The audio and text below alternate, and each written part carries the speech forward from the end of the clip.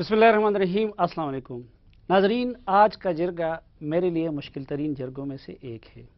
वजह उसकी ये है कि जो मेहमान हैं वो मेरे लिए बड़े भाई की हैसियत रखते हैं और कैमरे के सामने हमारा आमना सामना 5 साल बाद वजू हो रहा है। सवालात यकीनन मेरे भी बहुत हैं और आप लोगों के जहनों में भी बहुत सारे होंगे और मुझे अंदाज़ा है कि उनका भी दिल भरा हुआ है और वो भी मुझे खरी खरी सुनाना चाहेंगे।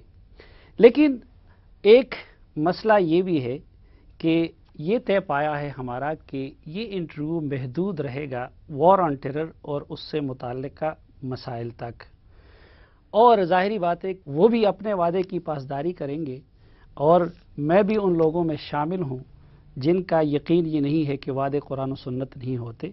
इसलिए हम उस दायरे के अंदर रहेंगे, लेकिन मेरी कोशिश होगी कि उस दायरे के अंदर जितने भी सवालात मेरे और आपके ज़हनों में हैं वो उनके सामने रख दूँ। और मुझे तवक्को है कि मेरे आज के मेहमान अस्फंदियार वली खान साहब भी उस दायरे के अंदर रह के जितनी खरी खरी हो सकती है मुझे सुनाएंगे। बहुत शुक्रिया मोहतरम अस्फंदियार वली खान साहब जरगे में तशरीफ़ लाने का। शुक्रिया आपका कि आपने बुलाया, मौका दिया कि इतने बड़े ऑडियंस से मैं मिल लूं और उनके जवाबात सवालात का जवाब दे सकूं। पहला सवाल तो मैं आपकी सेहत से मुतालिक करना चाहूँगा कि आपकी सेहत अब कैसी है? सर अब तो साफी साहब काफ़ी बेहतर हो गई है। अच्छा, अल्लाह करे आपकी सेहत बेहतर रहे। लेकिन जिस कौम की आप नुमाइंदगी कर रहे हैं, पख्तून कौम, उसकी समाजी, सियासी, माशरती और इक़्तिसादी सेहत आजकल बहुत बुरी है। उसे एक भयानक जंग का सामना है। वो जनाजे उठाते उठाते थक गए हैं।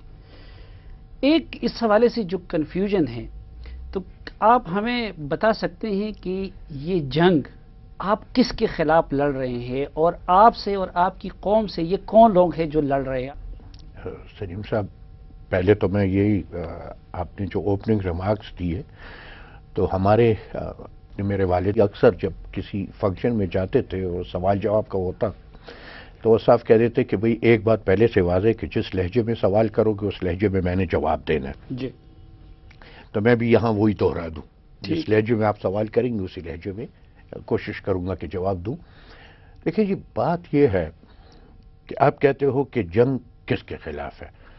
जंग एक माइंडसेट के खिलाफ है, ऐसी माइंडसेट जिसकी मुखालिफत जब उसको अमेरिका और वेस्ट बशमूल ज़ियाउल हक परवान चढ़ा रहे थे, उस वक्त हमने इस जहन और इस माइंडसेट की मुखालिफत की, हमने ओन नहीं किया इसे। हमने तो उस दिन इसको अपना जंग बना दिया जिस दिन हमने ड्यूरेंट लाइन का तकद्दुस मिटा के यहां से लोगों को ट्रेन करके जिहाद के लिए हमने भेजा वहां। हम, आपको याद होगा, आप काफ़ी अरसा से जर्नलिज्म से वाबस्ता हैं, हम ये कहा करते थे कि ये जिहाद नहीं फसाद है। हम खुद हैरान हैं। देखिए, पहला ड्रोन अटैक हुआ, मैं फ़ख्र से ये कह सकता हूं कि मैं वाहिद पॉलिटिकल लीडर जो ड्रोन के खिलाफ कबायली इलाके में गया। जी। बाजौड़ में जब ड्रोन अटैक डमाडोला पे जब हुआ था, तो हम गए उसके खिलाफ, हम पे टीयर गैस शेलिंग हुई, लाठीचार्ज हुआ, फायरिंग हुई, सब कुछ हुआ, क्योंकि हम उस वक्त भी ये कह रहे थे कि ये हमारी जंग नहीं है, ये जो मैंडेट है ये उस मैंडेट की खिलाफ वर्जी है। ठीक।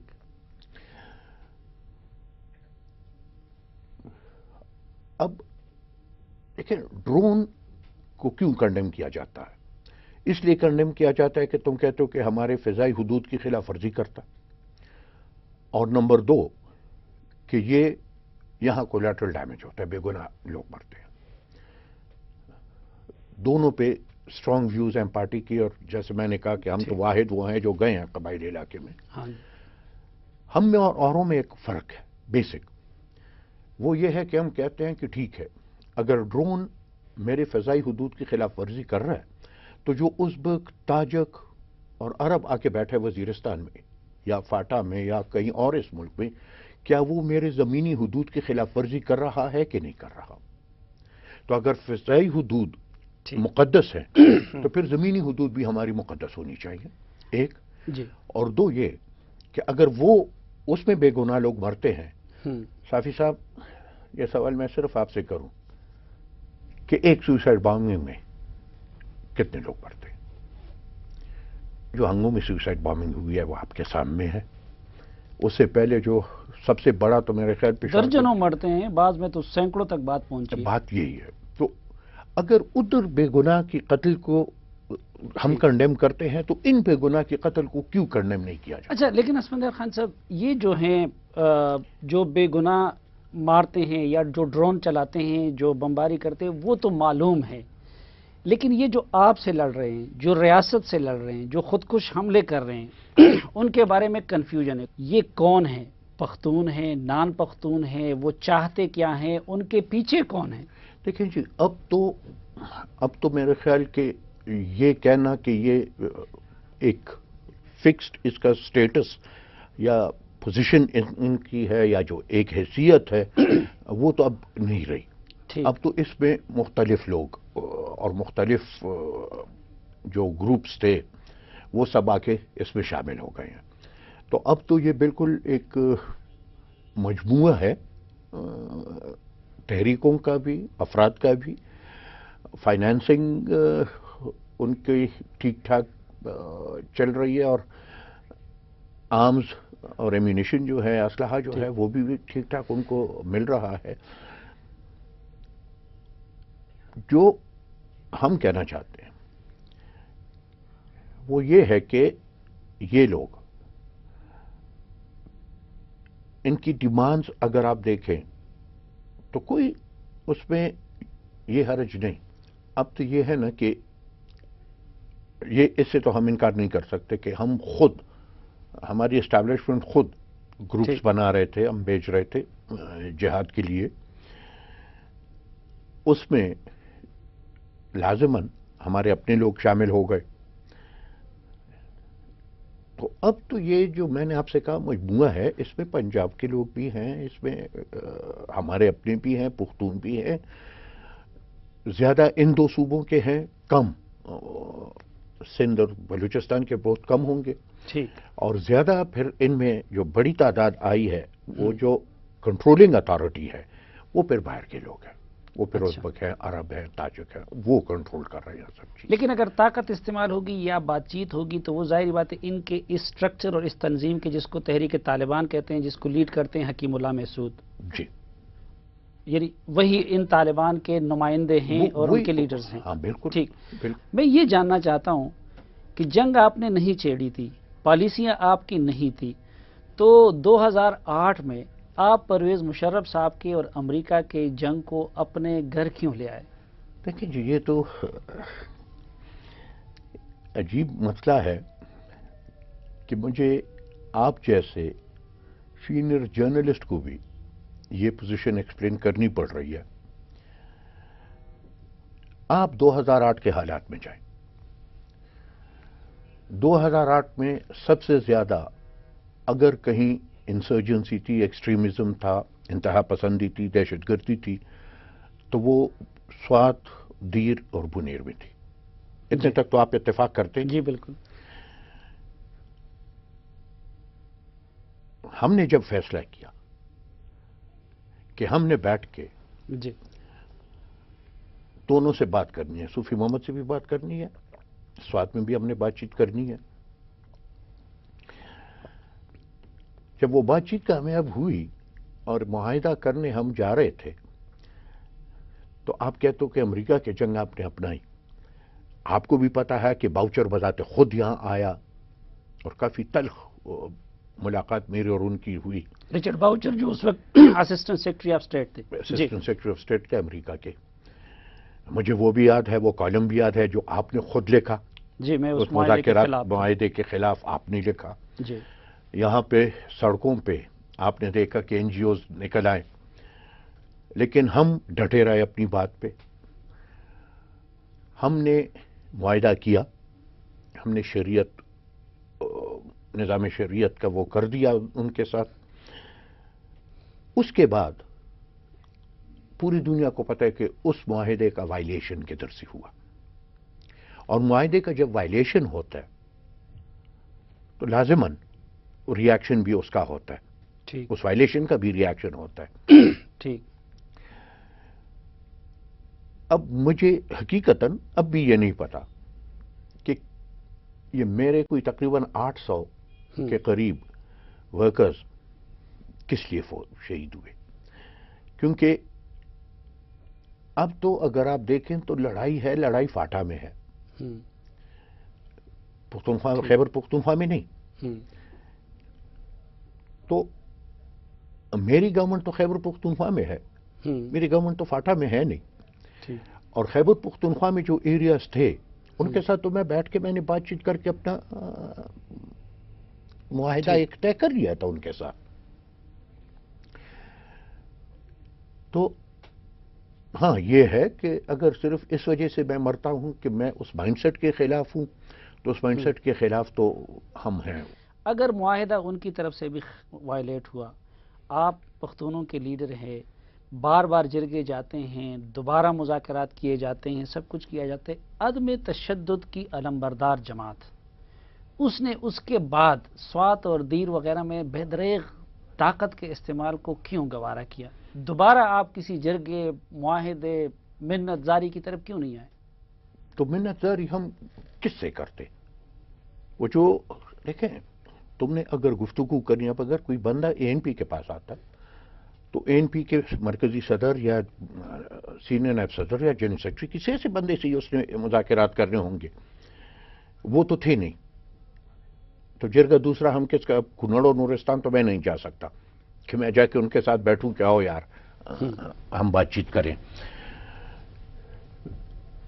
ہم تشدد پہ ہم نہیں اترے، دیکھیں حکومت کی یہ ہے کہ حکومت کا سٹینڈ یہ ہوتا ہے کہ اس نے اسٹیٹ انسٹیٹیوشنز کے اسے، اور یہ بھی میرے خیال کہ آپ صافی صاحب مجھ سے ایگری کریں گے کہ سوات میں آرمی ہم نے کال نہیں کی، سوات میں آرمی ہم سے بہت پہلے کال کی گئی، ایم ایم ای کی حکومت میں ہوئی، اور آج وہ لوگ ہمارے ذمہ سب کچھ ڈال رہے ہیں۔ اب کیا یہ ڈرون سٹرائکس جب ہو رہے تھے تو جیسے میں نے کہا ریئیکشن میں تو صرف ہم ہی نکلے، باقی تو کوئی نہیں نکلا۔ ڈرون سٹرائکس اور اس کے تو ہم آج بھی مخالف ہیں۔ ہم تو آج بھی یہ کہتے ہیں کہ یہ میں نے ہلیری کے منہ پہ ہلیری کلنٹن سے کہا کہ پختون کو یہ کہنا کہ تم اپنا اسلحہ پھینک دو، ٹھیک، یہ بےزتی ہے، یہ پختون کبھی نہیں کرے گا۔ ٹھیک، ہاں یہ کہہ دو کہ تم تشدد ترک کر دو، تشدد ترک کر کے آؤ اور بیٹھ کے بات کریں۔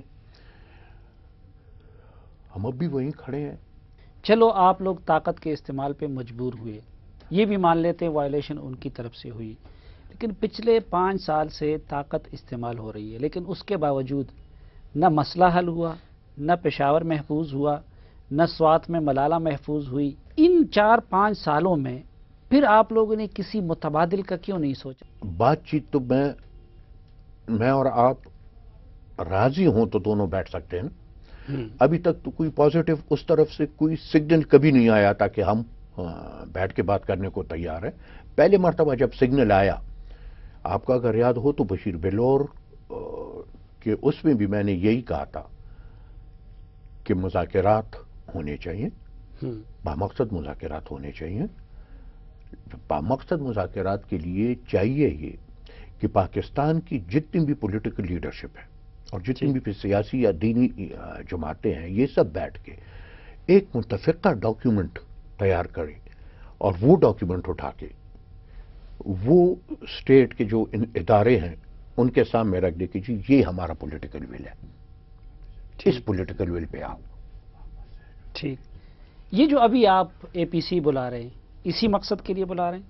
بالکل اسی مقصد کے لیے۔ دیکھیں میں ایک بات آج موقع مجھے ملا ہے میں یہ واضح کر دوں، بہت سے سیاسی قائدین اور بہت سے لوگ یہ کہتے ہیں کہ جی یہ تو اے این پی اور طالبان کی لڑائی ہے۔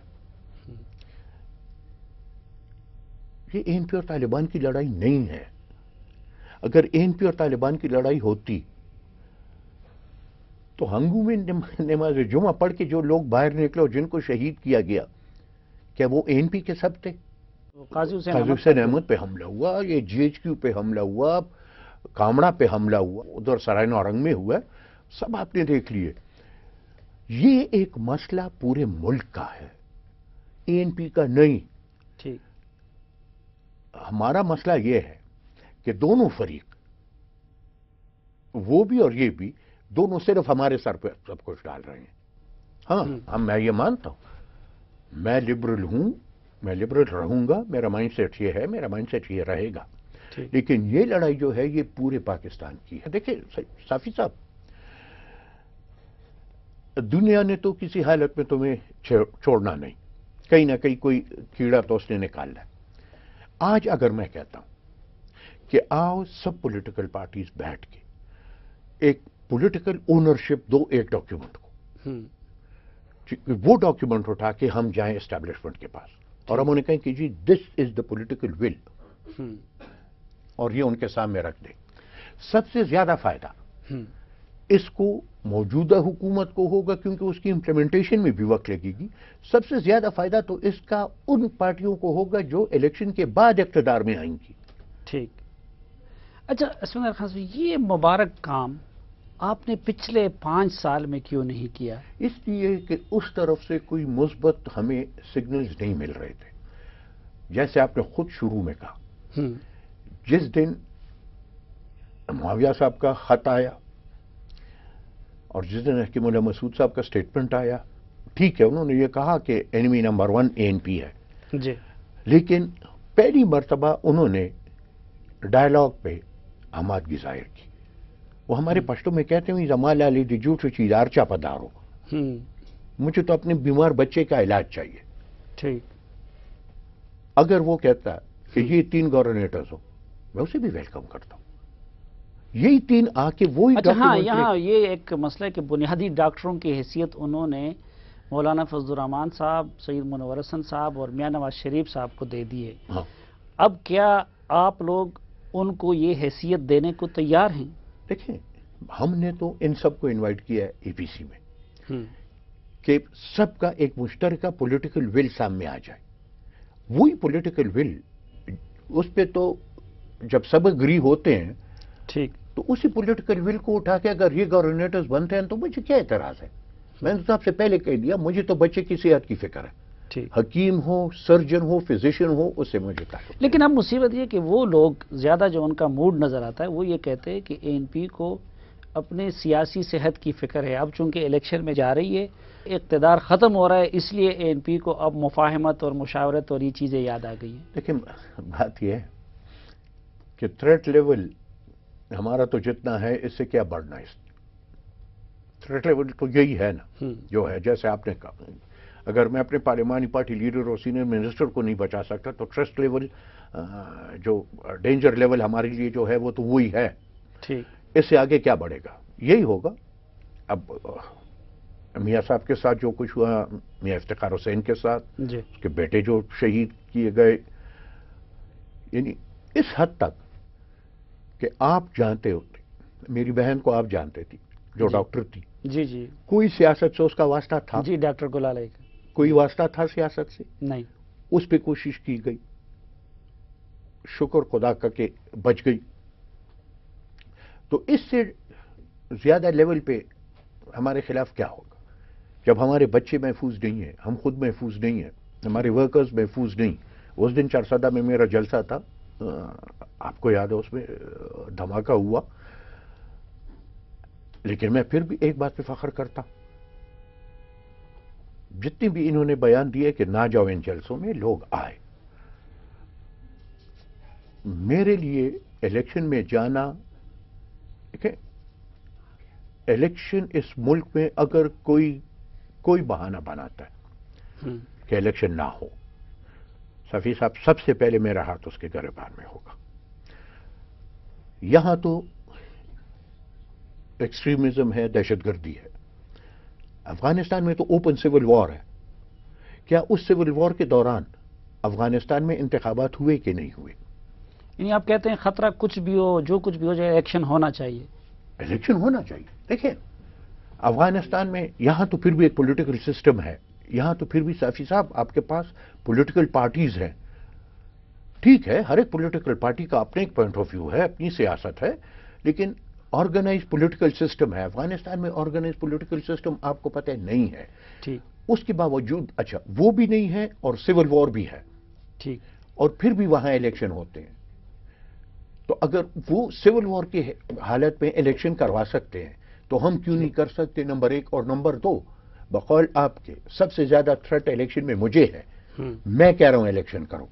ٹھیک، آپ کہہ رہے ہیں الیکشن ہو. اب اے پی سی پہ دوبارہ آتے، میں یہ جاننا چاہتا ہوں کہ آخر جے یو آئی، جماعت اسلامی، تحریک انصاف اور مسلم لیگ نون، یہ لوگ کیوں، یعنی میرا ذہن نہیں مارا کہ آخر اس سٹیج پہ آ کے آپ کے ساتھ کیوں بیٹھیں گے اور طالبان کو اپنا حریف بنائیں گے؟ نہیں، طالبان کو ہم نے تو، میں اگر اوپنلی کہہ رہا ہوں کہ ان سے ڈائلاگ کرو، تو کیا ڈائلاگ کرنے سے وہ حریف بنتے ہیں؟ اگر ان کو اعتراض ہے ڈائلاگ پہ تو نہ آئیں. ٹھیک.